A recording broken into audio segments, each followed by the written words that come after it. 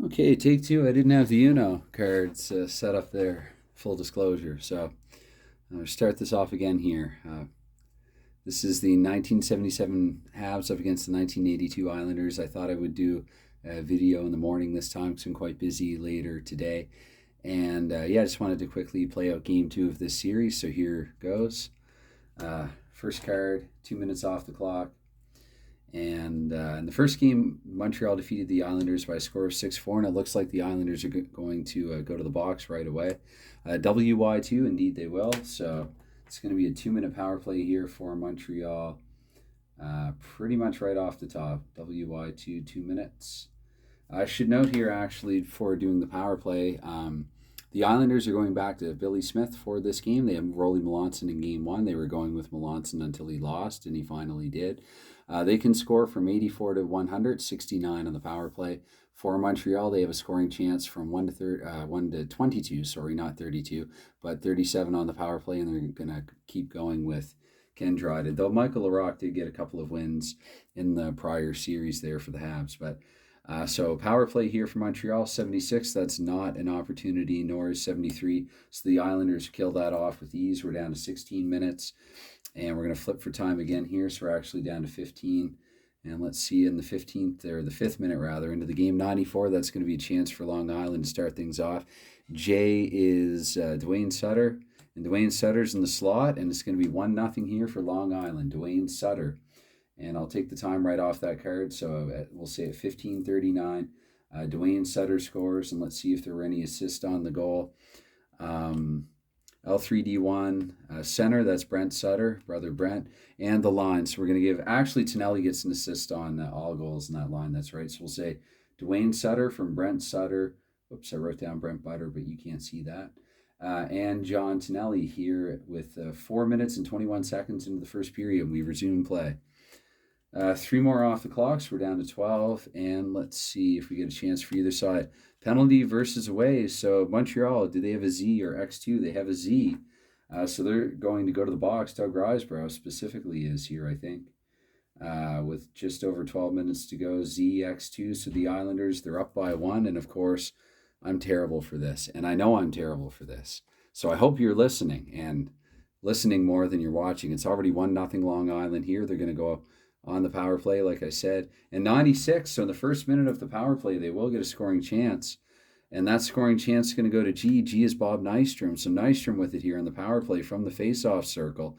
And that's a goal. The Islanders are up by two. I think this is the first two-goal lead that they've taken in the series. They did also score first in game one. But it's going to be Nystrom here, ending the power play early with a goal. Best way possible if you're a New York Islander or a fan of them. L2D2 here for the assist. We'll assume this was the second power play unit. R5. Sometimes I might take like Wayne Merrick as like the fourth forward there for an R5. Bit of an arbitrary decision. And the left wing, I'm going to do that actually. I'm going to say Nystrom from Merrick and Bourne here on the power play. And again, that's me completely house ruling it. There, you will not find anything in the shootout rules that advocate doing that. That's just kind of what I do in the sense of what if this were real. So 0 minutes off the clock. We're still in the 11th minute. Let's see if Montreal, actually they have a chance right after the Islanders power play. Trying to get something going here, down by two. Jay is Guy Lafleur. Guy Lafleur here in the face-off circle, but Billy Smith is going to manage to keep it out in tandem with the Islander defense. We're going to take 2 more minutes off the clock. We're down to 9 minutes. And at the 9-minute mark here, 90, that's another chance for the Islanders here. Chance to go up by 3. P on the Islanders card is... that's Billy Carroll. So the Islanders' fourth line here from the face-off circle. They don't manage to get it done. They are still up by 2. 3 more off the clock, so we're down to 6 minutes. And at the 6-minute mark, there's going to be no chance for either side. So we take another minute off the clock, down to 5. Here at 5 with 4, that's another chance for Montreal. Montreal this time V, that's Doug Risebrough. He had the penalty earlier. From the third line and from the blue line, he's got a rebound on his shot. Smith's rebound control, I guess you could call it, is a 4. And 3 centers, so Risebrough is just going to come up here a little short late in the period with just over 5 to go with a chance and a rebound, but he's unable to convert on either, so we play on. 4 more, we're down to 1 minute now. I guess there was a lull there of a few minutes. 41, there's no chance for either side, and 3 will carry us into the first intermission. Okay, and back to start the second period. The Islanders are up by 2 after 20, and we'll get right into it here. I think I had that move back a little bit.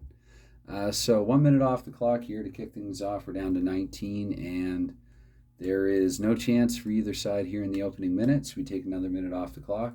Just over 18 in the second period, or left in the second period. 35 is no chance for either side, so we take 2 more off. We're down to 16. And at 16, once again, no chance, off to kind of a quiet start here in period 2. That benefits the Islanders. 2 more off the clock. Now we're down to 14. And 96, and that will benefit them as well. So 96 and G. Nystrom, he did score in the first. And Nystrom, this time from the blue line, let's see if he can make magic happen through traffic. No, he can't. So it's Nystrom with a scoring chance, but it has been denied here, and that's about 6 minutes into the second period. And we play on. So 3 more off the clock. Now we're down to 11, just about the halfway mark of the game. And 71, that's no chance for either team. 3 more off the clock. Now we're down to 8, a couple minutes over halfway through. 88, that will be a chance for the Islanders. This time it's going to be B, Brian Trottier. Trottier's in the slot here. And actually, Ken Dryden manages to come up big in conjunction or in tandem with Montreal's defense. We're going to take 3 more off the clock. Montreal managing to stay in it somewhat. 3 more off the clock, and 67, that's no chance for either side. But we have a 2, so there still could be a chance here with just over 5 minutes to go. Penalty versus home. Let's see if Long Island manages to get a penalty or Montreal manages to draw one. X and Y too. You know what? I'm looking at the Islanders card. I don't see an X on their card, and I don't see a Y too. So we actually they escape one there. Perhaps they get away with one. 2 more off the clock now. Just 3 minutes to go in the second period. A quiet, scoreless one so far. That could be about to change. Another chance here for the Islanders. This time it's D. D is John Tonelli. From the third line, he set up Dwayne Sutter in the first period. Tonelli from the blue line, he manages to score. So it's going to be 3-0 Long Island. I will try to update and note this live so I don't turn the camera off by mistake like I did last night mid-game. It's John Tonelli here. And Tonelli was the second point of the night. We flip for assists. We're going to go L3, D2 on these. We ignore the L1, D2, and we take Tonelli's line. He's on line 3. R5, there are no R5s on line 3, so we're going to look again here. The center, we'll just say Tonelli from Brent Sutter, just with the 1 assist, and it's Sutter's second assist and point of the night here. So we're up 3-0 here for Long Island. We're down to 1 minute to go here in the period.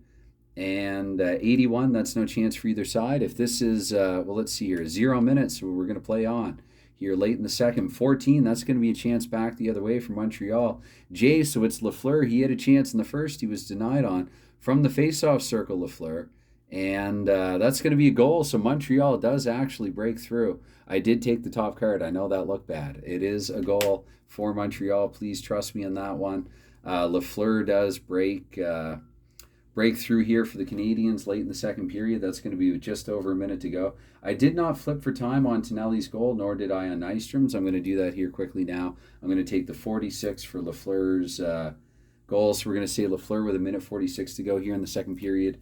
And let's flip for assist and also take some times and assign them to other goals. That's just how I do it. L2, D2, we'll say L1, D2, R5. There are no R5s there. And then we go 6. There are no 6s there either. I'm going to say Lafleur unassisted here. Just under 2 minutes to go. He was, I guess, just, frustrated at Montreal playing a lousy game, evidently, and so he took it into his own hands here to get them on the board.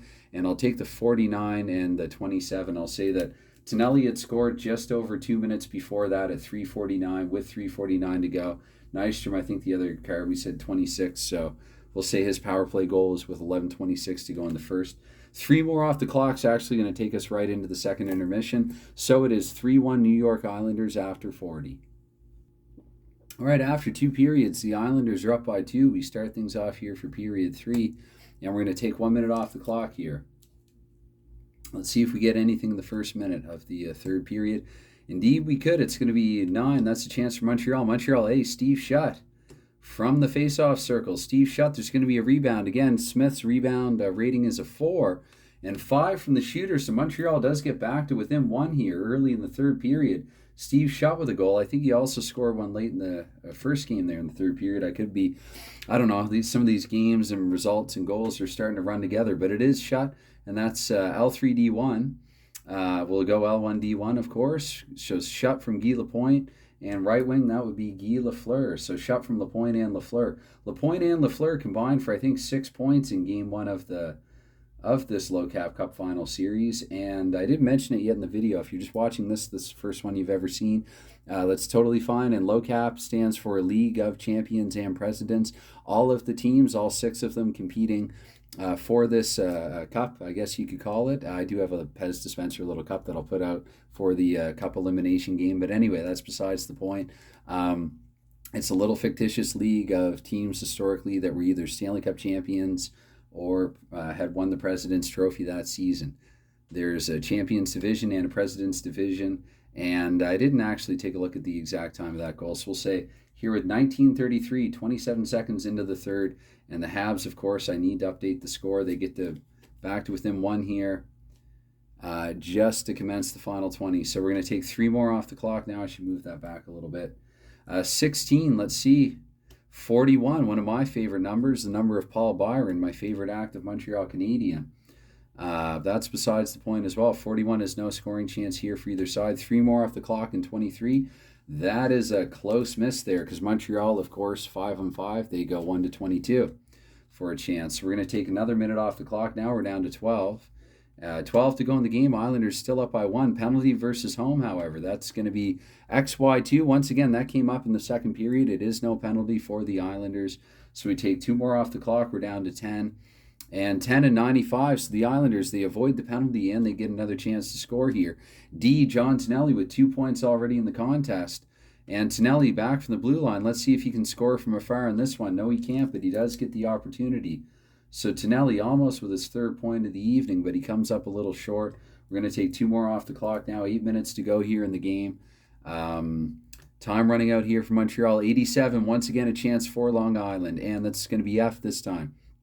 F is Dennis Potvin.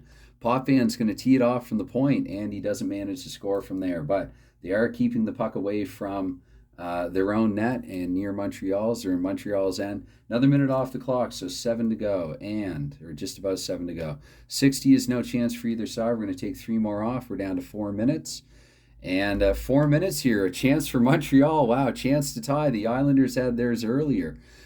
So chance to tie here for Montreal, and see, that's Jacques Lemaire. Jacques Lemaire from the blue line, though. Can he score from afar? No, he can't. So it's going to be Lemaire here. Just about 4 minutes remaining, but he's unable to get Montreal back even in the game. Unable to make a push there for sudden death. So 2 more now. We're down to 2 minutes. Let's see if we get a chance for either side. Now, and I do this for every team, and I know I'm not the only player who does this. If it's a 2-minute minor penalty versus away, I just ignore it. I'm only going to look at it if it's potentially a major penalty because we are in the final 5 minutes of a game. Watch actual hockey. Referees are more likely than not to keep their whistle in the pocket at this point in a game. And so again, that would just be a simple YX2. So there's going to be no penalty for Montreal. And so at this point, what I'm going to do is pull the goaltender. And I did just move my thumb, so I do see there, but I'm playing it down the middle. I flip down the middle. I'm a Habs fan, but I see the Islanders just scored an empty net goal. So here with just over 1 minute to go, because again, Montreal did not get the penalty. Would that be right? So they don't get the penalty. So I guess then I would flip there. That would be down to 1. And so this is going to be in the final minute of the game. Either way, Long Island's going to win this one. They're going to draw even in the series, which even as a Habs fan, I really like. Yes, I want Montreal to win, but I do want this to be exciting, competitive, and close. I don't want it to be the 5-game washout that was their semifinal at the end of season, in the playoffs of season 1 of the League of Champions and Presidents. So we get an empty net goal here from the Islanders late, and the goal is scored by B. B is Brian Trottier. Trottier here with a late empty netter to put the Islanders up by 2. And Trottier will flip for assists. Let's see, L3D2. RW will go with Bossy, his assist rating of a 6. And you know what I'm going to give? I like to give the odd assist to Ken Morrow from the bench as well for the 6. Again, that's just something I do. It actually, you know what? I'm going to cancel it because it's D2 and normally there'd only be 1 assist on the empty net goal. So there you have it. We'll take the 1 minute and 6 seconds here on the clock. Now I'm going to see if there's a 0 minute or anything like that. No 0 minute, nothing doing here on this card. So I really don't, this is another empty net goal. I could give the Islanders another empty netter, but I'm going to conclude it. I think I've done it down the middle. The final score here is 4-2 for the Islanders. So they managed to tie the series at 1. This is shootout hockey. It's a fantastic game. Hopefully, with a video like this, I've done it justice in showing that. Thank you for taking any time that you've given to check it out. And that's it for me. Bye for now.